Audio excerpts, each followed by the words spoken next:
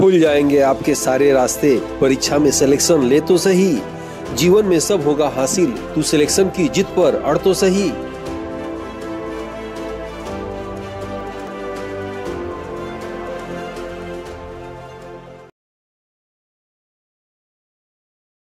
Aditya classes exam गुरु channel में आप सबका स्वागत है। आज हम लोग की क्लास जो है यूनिट 5 से भारतीय राष्ट्रीय आंदोलन की रहेगी। क्योंकि ये चैप्टर काफी बड़ा है इसलिए इसको छोटे छोटे चैप्टर में मैंने विभाजित कर दिया है। भारतीय राष्ट्रीय आंदोलन को समझने के लिए हम लोग को इन बिंदुओं पर जो है प्रकाश डालना पड़ेगा। तो आप देख रहे होंगे चैप्टर 1 है भारत के गवर्नर जनरल, चैप्टर 2 क्रांति, 3, 4 ऐसे करके कुल 10 चैप्टर में इसको हमने विभाजित कर दिया है। और बिल्कुल क्लास ऐसे क्रम से चलेगी और ध्यान से देखेंगे, कोशिश करेंगे कि आपको सब कुछ समझ में आ जाए। तो आइए हम लोग शुरू करते हैं भारत के गवर्नर जनरल। पहला चैप्टर हम लोग शुरू करते हैं आज का। और ये जो है टेलीग्राम ग्रुप है, डेली निःशुल्क टेस्ट होता है। जो लोग कोर्स परचेज किए हैं उनके लिए भी, जो नहीं किए हैं उनके लिए भी है। आप इसको जो है टेलीग्राम ग्रुप में ज्वाइन कर लीजिए। या जो नंबर देख रहे होंगे इस पर लिख सकते हैं फॉर टेलीग्राम लिंक, तो आपको टीम द्वारा भेज दी जाएगी। और सुबह जो टेस्ट होता है आप निःशुल्क उसमें शामिल हो सकते हैं। करंट अफेयर से लेके पूरी जीएस क्लास की जो है उस पर टेस्ट होती, क्वेश्चन आते रहते हैं। आइए शुरू करते हैं हम लोग भारत के गवर्नर जनरल। ठीक है, याद रखिएगा ये चौथा वीडियो है यूनिट 5 का और इसका चैप्टर 1 का पहला भाग है। 2 भाग में चूंकि ये वीडियो रहेगा। और जो है ये अंग्रेजों जो है गवर्नर जनरल, जैसे प्रश्न ये आता है कि भारत का प्रथम गवर्नर कौन था। ठीक है, यहाँ से भी कंफ्यूजन हो सकता है। तो भारत का प्रथम गवर्नर पूछेगा तो याद रखिएगा क्लाइव था। इन सब के आगे लॉर्ड लगा हुआ है। लॉर्ड मतलब भगवान, हम लोग लॉर्ड नहीं लगाएंगे। लॉर्ड कहीं लिखा भी होगा तो उसको क्रॉस कर दीजिएगा। तो सबसे पहले भारत में जो है याद रखिएगा भारत का पहला गवर्नर या बंगाल का प्रथम गवर्नर क्लाइव था। बंगाल का प्रथम गवर्नर जनरल वारेन हेस्टिंग था, ये आप याद रखिएगा। भारत का प्रथम गवर्नर जनरल कौन थे तो विलियम बेटिंग थे, याद रखिएगा। और भारत के प्रथम वायसराय कौन थे तो कैनिंग थे। और भारत के आखिरी गवर्नर जनरल कौन थे तो जो है माउंटबेटन थे। और भारत के प्रथम और आखिरी भारतीय गवर्नर जनरल कौन थे तो सी राजगोपालचारी थे, आप याद रखिएगा ये पॉइंट। यहां से ही प्रश्न आता है तो एक पेज के रूप में मैं लिख दूं तब क्लास को शुरू करता हूं, आपको ठीक से समझ में आएगा।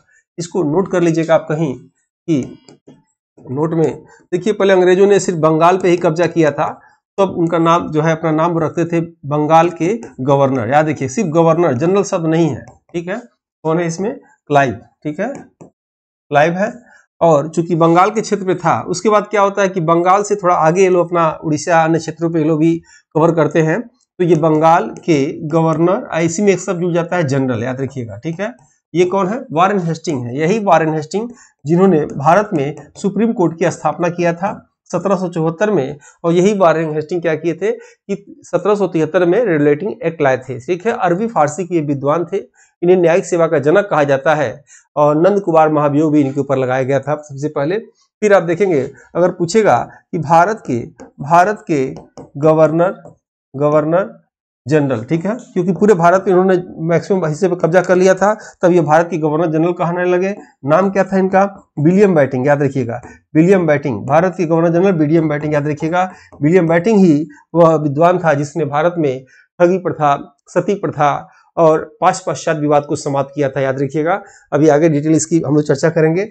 उसके बाद अगर पूछे कि भारत के जो है अंतिम या कह सकते हैं अंतिम गवर्नर जनरल या कह सकते हैं भारत के वायसराय, ठीक है, वायसराय पूछेगा, भारत के प्रथम वायसराय अगर पूछा जाए तो आप क्या लगाएंगे कैनिंग को लगाइएगा। ठीक है, लास्ट में पूछेगा क्या भारत के अंतिम गवर्नर जनरल। ठीक है, अंतिम गवर्नर जनरल आपके एग्जाम में अगर पूछ दिया तो आप क्या लगाएंगे माउंटबेटन। ठीक है, माउंटबेटन। ठीक है, माउंटबेटन योजना इन्होंने दिया था। और ये प्रश्न आता है कि भारत के ऐसे कर लीजिए प्रथम और अंतिम, और इसके एक शब्द जुड़ जाएगा भारतीय। ठीक है, भारतीय गवर्नर जनरल, तो आप क्या लगाएंगे सी राजगोपालचारी। इन्हीं को राजा जी के नाम से जाना जाता है, गोपालचारी। ठीक है, चूंकि इतिहास बड़ा है इसलिए इस चीज को हमने लिखवा दिया है। दूसरा इसी में एक चीज और आप जानिएगा कि अंग्रेज क्या करते हैं। अगर देखा जाए अंग्रेज का, जैसे भारत में यूरोपियों का आगमन, ठीक है, यूरोपियों का आगमन, सबसे पहले भारत में कौन आता है इसको हम लोग देखा जाए अगर इस भारत को सोने की चिड़िया पहले कहा जाता था। कपास की खेती होती थी बहुत ज्यादा, आपको हिस्ट्री डीपली नहीं जाना है जो आपका सिलेबस है। तो यहाँ यूरोप है, तो यूरोप से आप देखे होंगे सबसे पहले कौन आता है भारत में, सबसे पहले आते हैं पुर्तगाली आते हैं। स्टेप याद रखिएगा कौन आता है, पुर्तगाली। पुर्तगाल की राजधानी क्या है, लिस्बन, ठीक है। पुर्तगाल के बाद कौन आता है, पुर्तगाल के बाद ये डच आते हैं, ठीक है, याद रखिएगा, कलर हमने चेंज कर दिया। डच के बाद कौन आते हैं, अंग्रेज आते हैं, ठीक है। अंग्रेज के बाद कौन आते हैं, फ्रांसीसी आते हैं। ये क्रम याद रखिएगा, यानी भारत में सबसे पहले कौन सा पुर्तगाली आया, कौन आए, तो पुर्तगाली आए। इनके विषय में दो बातें याद रखिएगा, ये सबसे पहले आए, सबसे पहले आए, ठीक है, याद रखिएगा। दूसरी बात, सबसे बाद में गए, ठीक है, बाद में गए। ये प्रश्न आता है, जो प्रश्न आता है उसको मैं हाईलाइट कर दे रहा हूं। भारत में सबसे पहले पुर्तगाली आए और सबसे बाद में गए, गोवा दमन द्वीप से गए। कौन गए, पुर्तगाली। पुर्तगाल की राजधानी क्या है, लिस्बन, ठीक है। पुर्तगालियों के बाद कौन आया, डच आया, ठीक है। डच को ही पहले, डच को हॉलैंड के नाम से जाना जाता था। किस नाम से, हॉलैंड, हॉलैंड। अब हम लोग हॉलैंड के किस नाम से जानते हैं, अब हॉलैंड के हम लोग नीदरलैंड के नाम से जानते हैं। किस नाम से जानते हैं, नीदरलैंड के नाम से जानते हैं। और नीदरलैंड की राजधानी क्या है, हेंग है। अंतर्राष्ट्रीय न्यायालय का मुख्यालय कहाँ है, हेंग है, ठीक है, जिसके वर्तमान मुख्य न्यायाधीश कौन है, नवाब सलाम है, ठीक है। और वहां पे कितने जज होते हैं, वहां पे 15 जज होते हैं। भारत की तरफ से 2017 से कौन चुने गए हैं 9 साल के लिए, तो दलवीर भंडारी चुने गए, याद रखिएगा, ठीक है। तो पुर्तगाली आए, उसके बाद ये डच आए, और डच के बाद कौन आए, अंग्रेज आए, अंग्रेज के बाद फ्रांसिस आए। सबसे चालाक इसमें अंग्रेज थे। अंग्रेजों ने कुछ युद्ध लड़ा, ठीक है, उस युद्ध के विषय में आपको जानना चाहिए मेरे हिसाब से, तो मैं यहाँ लिख दे रहा हूं। अब देखिएगा अंग्रेजों ने क्या किया, सबसे पहला युद्ध किससे लड़ा, सबसे पहला युद्ध इनका 1700, याद रखिएगा 1757 का युद्ध था इनका, 1757 का युद्ध था, और उसका नाम था प्लासी का युद्ध, ठीक है। दूसरा इन्होंने एक युद्ध लड़ा 1759 में। ये क्योंकि 4 युद्ध को आपको रखना पड़ेगा तभी ये क्लास पूरा ठीक से समझ में आएगा। इसका नाम था बेदरा का युद्ध, ठीक है। और 1760 में याद रखिएगा इन्होंने वांडीवास का युद्ध लड़ा था। कौन सा युद्ध लड़ा था, वांडीवास का युद्ध लड़ा था इन्होंने, ठीक है, वांडीवास का युद्ध लड़ा था। और उसके बाद आप देखेंगे 1764 में इन्होंने बक्सर का युद्ध लड़ा था। देखिएगा प्रश्न यहां से खूब आता है। प्रश्न क्या आता है, अंग्रेजों का प्रथम वह युद्ध जिसमें उन्होंने स्थापित कर लिया पूरी अपनी शक्ति को, तो याद रखिएगा प्रथम युद्ध आपको दिख रहा है 1757 नहीं, प्रथम युद्ध 1700, याद रखिएगा अंग्रेजों का 64 लगाइएगा, जिसमें उन्होंने पूरी अपनी शक्ति का जो है प्रयोग करते हुए पूरा भारत पे जो है अपना स्वामित्व कर लिया था। 1764 का युद्ध था। वैसे देखा जाए अंग्रेजों का प्रथम युद्ध क्या था, तो प्रथम युद्ध 1757 में, ये कहाँ हुआ था, बंगाल में हुआ था, ठीक है। और यहीं से शुरू होता है अंग्रेज गवर्नर का कार्य, जिसका नाम था क्लाइव, ठीक है, क्लाइव था। और बंगाल के राजा थे कौन, सिराजुद्दौला, ठीक है, ये आप नाम याद रखिएगा।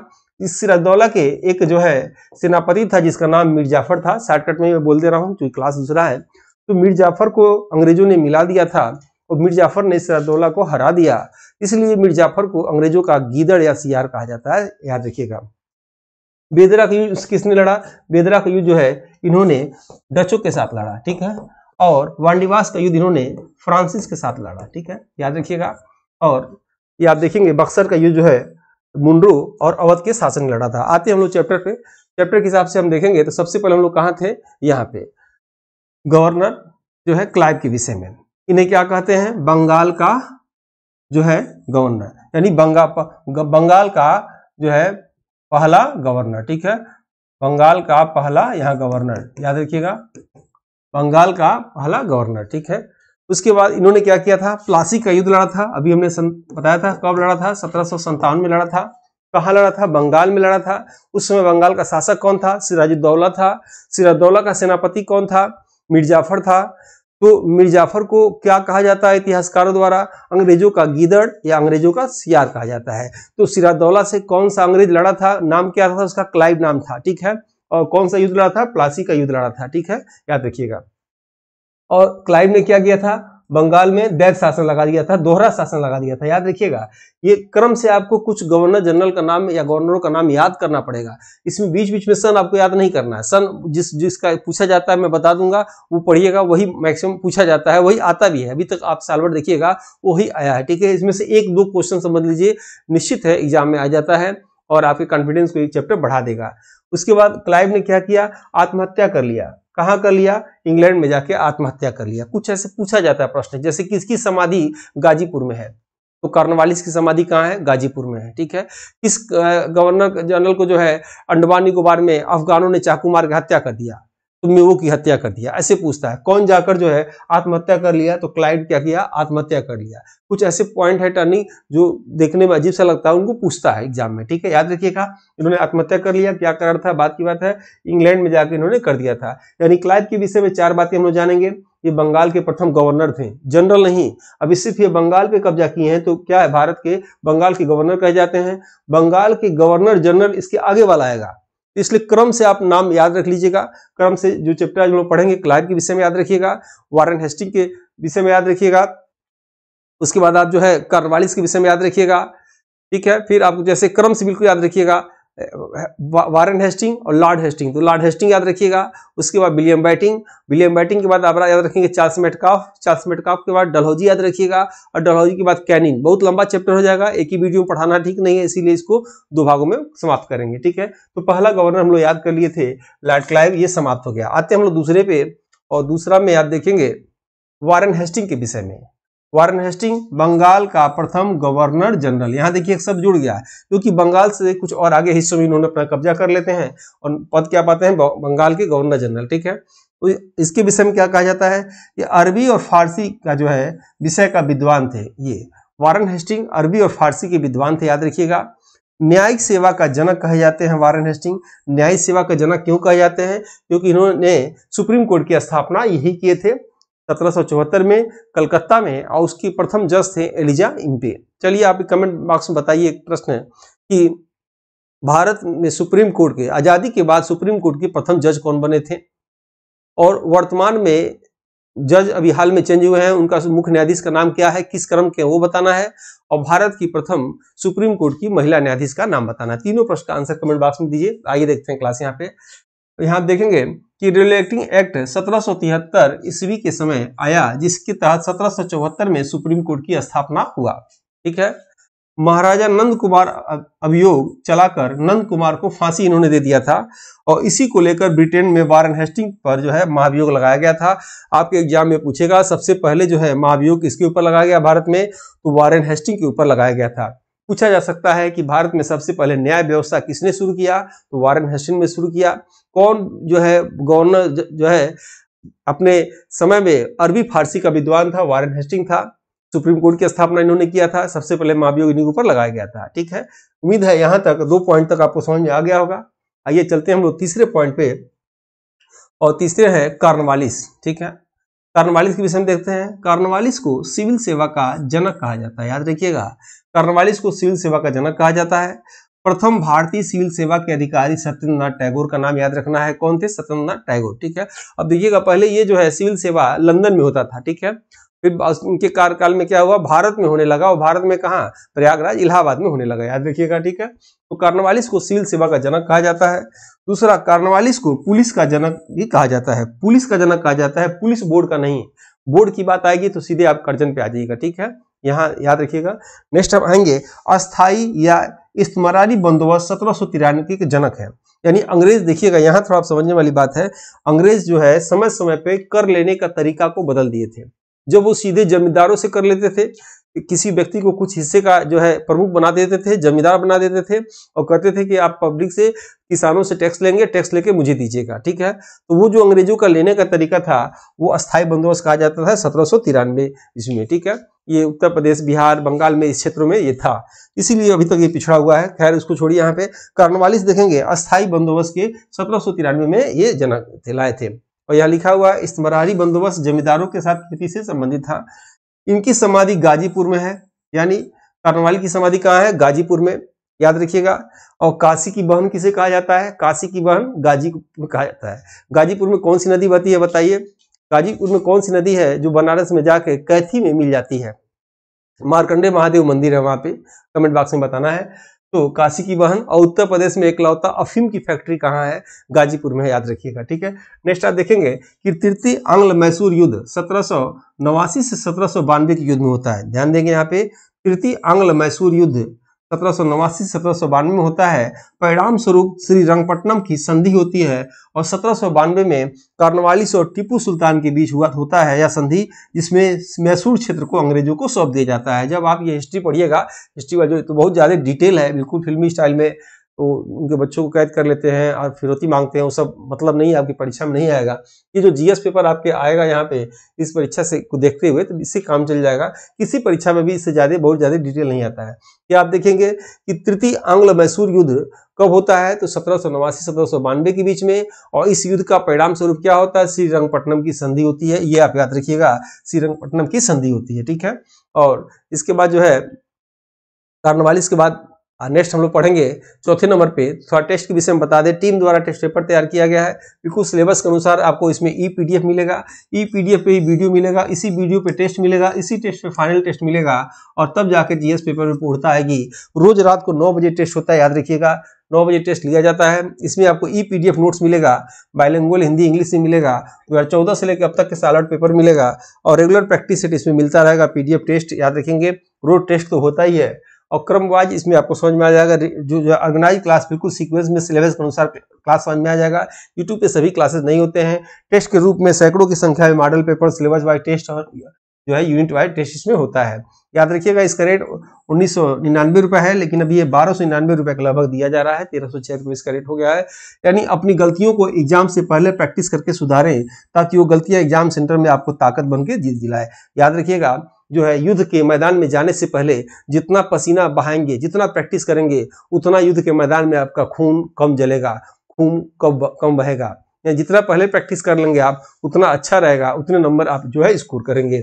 और ये बुक निकाली गई है 249 रुपये में, बहुत ही महत्वपूर्ण और जो है डिमांडेड बुक है। सभी यूनिट से याद रखिएगा 50 चैप्टर हैं इसमें, और एक चैप्टर में 30 प्रश्न है। करंट अफेयर बिल्कुल अपडेटेड है, सभी प्रतियोगी परीक्षाओं के लिए, जीएस के लिए चुनिंदा प्रश्न है इसमें, याद रखिएगा। आप इसे अमेजन के माध्यम से मंगा सकते हैं, नीचे आप देख सकते हैं, नीचे जो नंबर है इस पर लिख सकते हैं फॉर बुक, आपको जो है लिंक भेज दी जाएगी, या लिखेंगे फॉर टेस्ट तो आपको जो है टेस्ट का लिंक टीम द्वारा भेज दी जाएगी। आइए देखते हैं आगे क्लास में। ये आप इसमें निःशुल्क टेस्ट होता है, बताए थे, आप ज्वाइन ले सकते हैं टेलीग्राम ग्रुप पर। और चौथा हम लोग आते हैं वेलजली के विषय में। देखेंगे वेलजली भारत में सर्वप्रथम सहायक संधि के अंतर्गत हैदराबाद, मैसूर और तंजौर राज्य जो है मिले। प्रश्न क्या आता है कि सहायक संधि किसने किया था, तो वेलजली ने किया था। तो इस सहायक संधि के अंतर्गत सबसे पहले किस राज्य को जीता, हैदराबाद, उसके बाद मैसूर, उसके बाद तंजौर, ठीक है। हैदराबाद को एच, मैसूर और तंजौर को टी, यानी HMT ऐसे याद रखेंगे, पुराना कोड है ये। यानी सर्वप्रथम जो है सहायक संधि वेलजली द्वारा किस राज्य में किया गया, हैदराबाद में, मैसूर में, तंजौर में, ठीक है। उस समय अलग अलग राज्य थे अंग्रेजों के समय। दूसरा पॉइंट है वेलजली के समय चतुर्थ आंग्ल मैसूर युद्ध, याद रखिएगा ये इंपॉर्टेंट पॉइंट है, आता है। वेलजली के समय चतुर्थ आंग्ल मैसूर युद्ध 1799 में हुआ, जिसमें टीपू सुल्तान की मृत्यु हो जाती है। याद रखिएगा, टीपू सुल्तान की मृत्यु कब होती है, 1799 में, और 1699 100 साल पहले क्या होता है, खालसा पंथ की स्थापना गुरु गोविंद सिंह द्वारा होता है, ठीक है। 1799 में इनकी मृत्यु हो जाती है। प्रेस पर प्रतिबंध लगाने वाला प्रथम गवर्नर जनरल, याद रखिएगा, वेलजली थे, ठीक है, मतलब बंगाल के थे ये, यानी बंगाल के गवर्नर जनरल जिन्होंने प्रेस पर प्रतिबंध लगा दिया वो कौन थे, वेलजली थे। लेकिन प्रेस पर प्रतिबंध अभी आप देखेंगे आगे तो हट जाएगा। कौन हटा देंगे, मेटकाफ हटा देंगे, वही चार्ल्स मेटकाफ जिन्होंने भारत में सबसे पहले कागज का नोट चलाया। चांदी का नोट भारत में सबसे पहले तो शेरशाह सूरी ने चलाया था, लेकिन कागज का नोट सबसे पहले किसने चलाया, मेटकाफ ने चलाया था, याद रखिएगा। अभी आगे उसके विषय में हम लोग पढ़ेंगे। वेलजली को बंगाल का शेर कहा जाता है। अंग्रेजों में जो है बंगाल का शेर किसे कहते हैं, वेलजली को कहते हैं, ठीक है। सौरभ गांगुली को कहते हैं, वर्तमान में अलग बात है, लेकिन उस समय वेलजली को बंगाल का शेर। नेक्स्ट हम लोग 5वां पढ़ेंगे, हेस्टिंग। याद रखिएगा, वो वारन हेस्टिंग था, इसको किताब में लॉर्ड हेस्टिंग कहते हैं, लॉर्ड नाम हम लोग लेंगे नहीं, बताया थे आपको। तो हेस्टिंग के विषय में पढ़ने जा रहे हैं। हेस्टिंग पिंडारियों का दमन किया। पिंडारी याद रखिएगा, कई जातियों को मिलाकर एक संघ बना था, पिंडारी संघ, याद रखिएगा, ठीक है। तो हेस्टिंग ने मराठा संघ की भी स्थापना किया था। हेस्टिंग के समय प्रथम आंग्ल नेपाल युद्ध होता है 1814 से 1816 के बीच में, ठीक है। हेस्टिंग के समय प्रथम आंग्ल नेपाल युद्ध होता है 1814 से 1816 के बीच।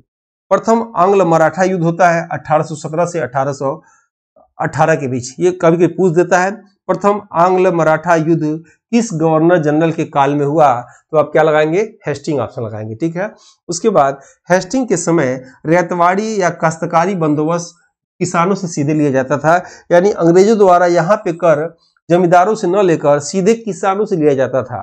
जब अंग्रेजों का जो है सामना जब किसानों से होता था तो वो अपनी कुछ समस्या को कहते थे, तो कभी कभी अंग्रेज उनकी समस्या सहमत होकर उस बात को मान जाते थे। तो ये थोड़ा सा सरल था। नेक्स्ट हम लोग आते हैं हेस्टिंग के बाद विलियम बेटिंग। ये देखिएगा इंपॉर्टेंट है। आप सोच रहे होंगे सर नहीं लिख, सर जो इंपॉर्टेंट जो जितने भी अगर सन आएंगे हम लिखवा देंगे, अभी इंपॉर्टेंट नहीं है, जो आएगा हम बता देंगे।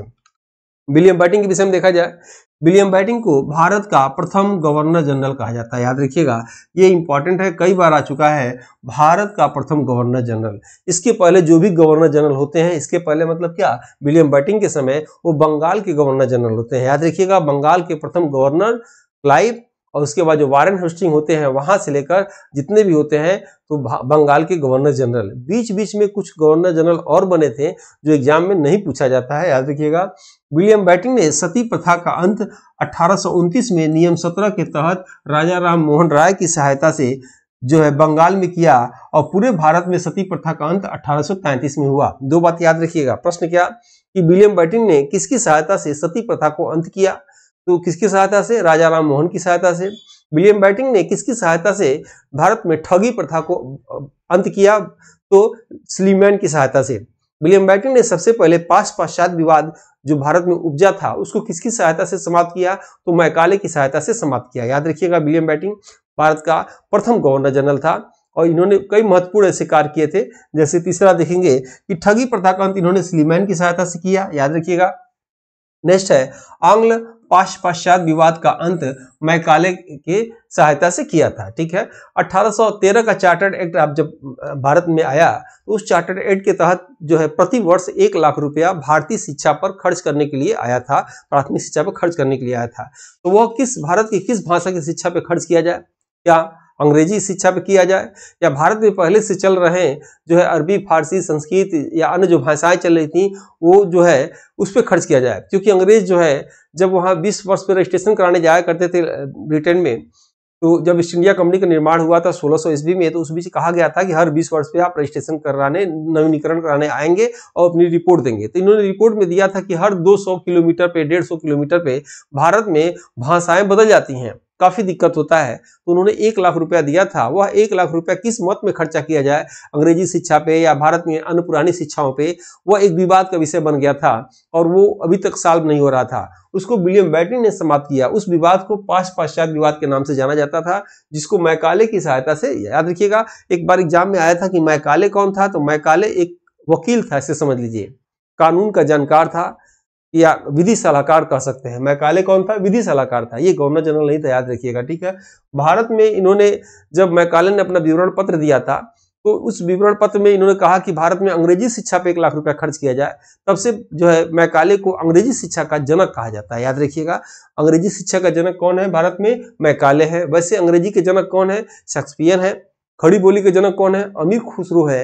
लेकिन खड़ी बोली का विकास सबसे अधिक किसके काल में हुआ, तो भारतेंदु हरिश्चंद्र के काल में हुआ। ठीक है, याद रखिएगा। आपके एग्जाम में पूछ सकता है उर्दू के जनक कौन है, तो वल्दिकनी है। संस्कृत के जनक कौन है, तो पाणिनि है। याद रखिएगा। भारत विश्व में सबसे अधिक बोली जाने वाली भाषा कौन सी है, मंदारिन भाषा है। कहाँ की है, चीन की भाषा। चलिए अपने पॉइंट पे हम लोग आते हैं। नेक्स्ट है 5वां पॉइंट, देखते हैं कि भारत में प्रथम मेडिकल कॉलेज की स्थापना, याद रखिएगा, कलकत्ता में होता है।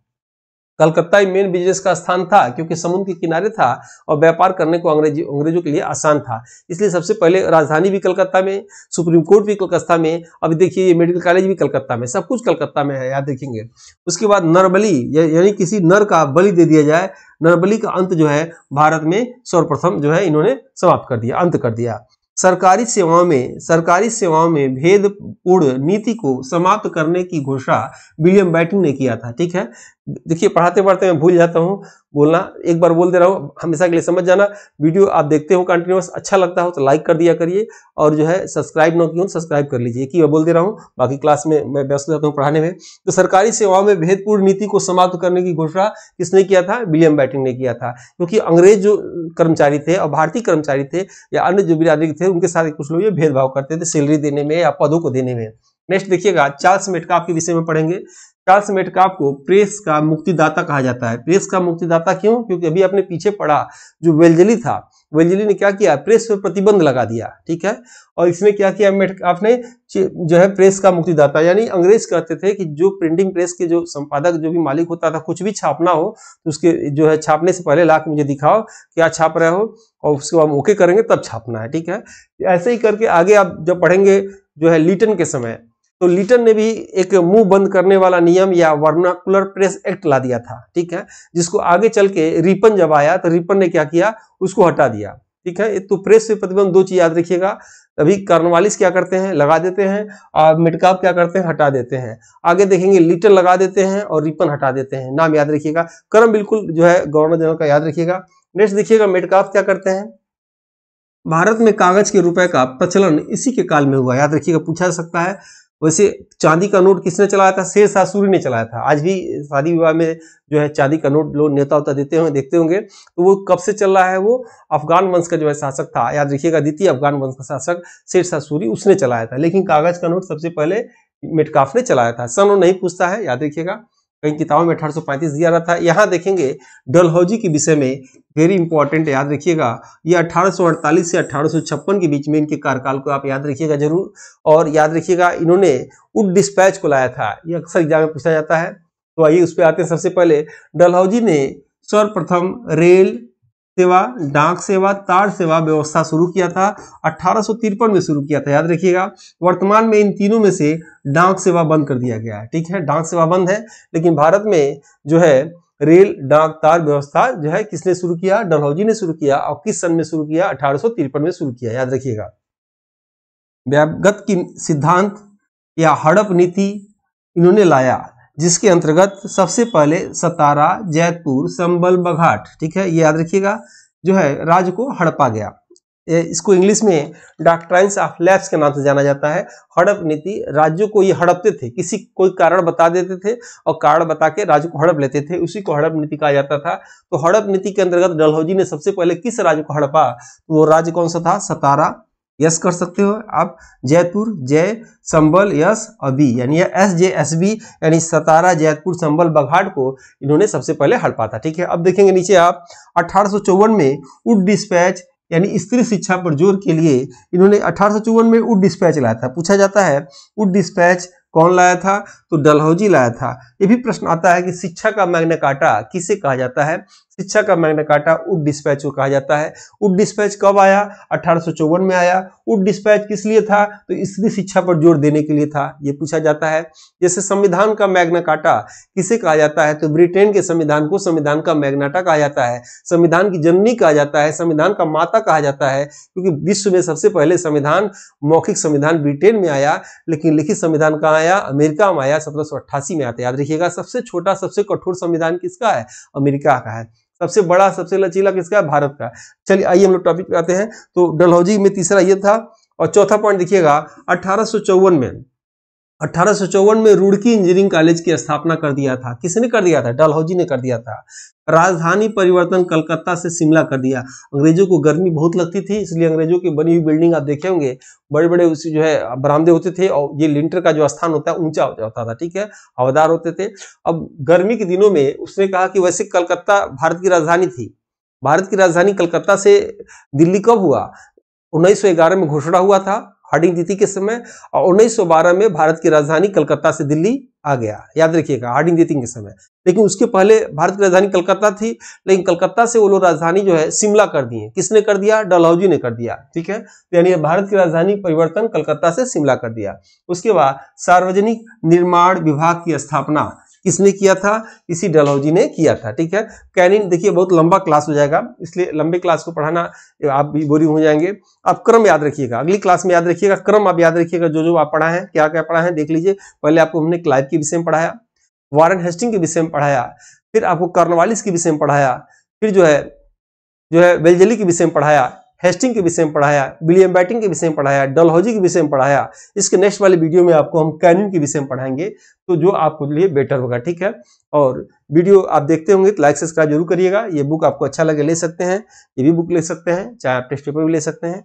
और मिलते हैं जल्द ही नेक्स्ट वीडियो में, तब तक के लिए जय हिंद जय भारत। इस समान अध्ययन की मॉडल पेपर बुक को हिंदी एवं अंग्रेजी दोनों भाषा में तैयार किया गया है, जो कि समान अध्ययन एग्जाम में किसी भी प्रदेश के असिस्टेंट प्रोफेसर एग्जाम, जीडीसी प्रवक्ता एग्जाम के साथ LT grade, GIC, TGT, PGT आदि एग्जाम में सहायक सिद्ध होगा। उपरोक्त एग्जाम के विगत वर्षों के पेपर का एनालिसिस करने के बाद वर्तमान एग्जाम पैटर्न पर इसको अनुभवी टीम द्वारा तैयार किया गया है, जो कि आपके समान अध्ययन जनरल स्टडीज एग्जाम के स्कोर को बढ़ाने में सहायक सिद्ध होगा। इन एग्जाम की कुंजी जीएस पेपर होता है। इसमें 4 बुक में 80 मॉडल पेपर हैं, जिसमें समान अध्ययन सिलेबस के सभी क्षेत्रों से महत्वपूर्ण व चुनिंदा प्रश्न हैं, जो कि अक्सर एग्जाम में पूछे जाते हैं। इस बुक पैक में आपको एक OMR शीट बुक और अमेजन डिलीवरी चार्ज फ्री मिलेगा। इस बुक के लिए आप 97 95 96 2010 पर व्हाट्सएप में फॉर बुक